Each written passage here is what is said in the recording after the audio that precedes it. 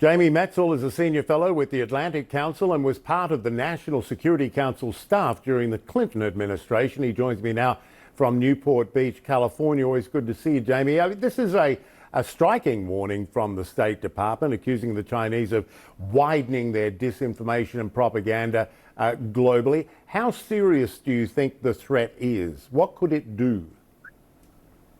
Oh, it's certainly very serious. Chinese propagandists, like Russian propagandists, are poisoning the free flow of information in our open societies. We've already seen the threat that poses to American democracy. We've seen misinformation around the issues of the origins of the COVID-19 pandemic.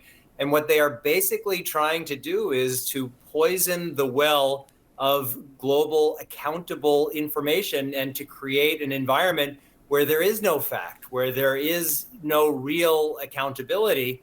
And if we don't want to live in that Orwellian world, as Jamie Rubin rightly pointed out, we have to call this by its name. We have to be honest about what's happening. And we need to develop response mechanisms that do what needs to be done, countering misinformation and harmful propaganda, without undermining our own open societies. It's interesting where this report suggests that the messaging is focused. They say there's particular focus on Asia, Africa, and Latin America. Why there, and how effective has it been? I believe the Chinese government believes that it's an open terrain. Already there are seeds of distrust. Certainly of the post-colonial societies don't have a lot of trust in the former colonizing countries. And I believe that China thinks that they can create opportunities to get people around the world to distrust the United States, to become relativists, to see China in a positive light, in part because they don't have all of the information.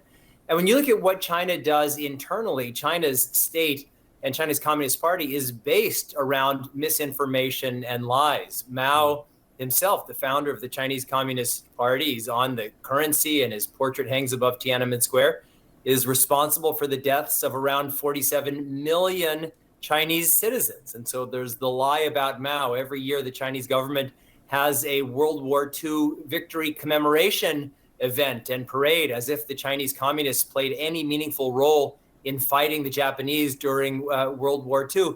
So the entire government internally is based on propaganda and lies.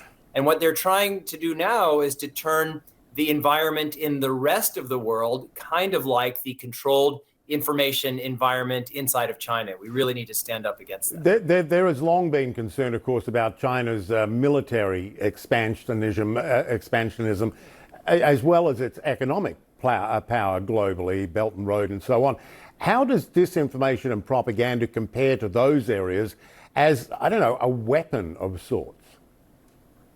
Well, what we've seen over past decades is that the information space has become a domain of conflict. This has been happening for many, many decades. Certainly in the Rwanda genocide, that was the case, where radio was used to organize and incite the genocide.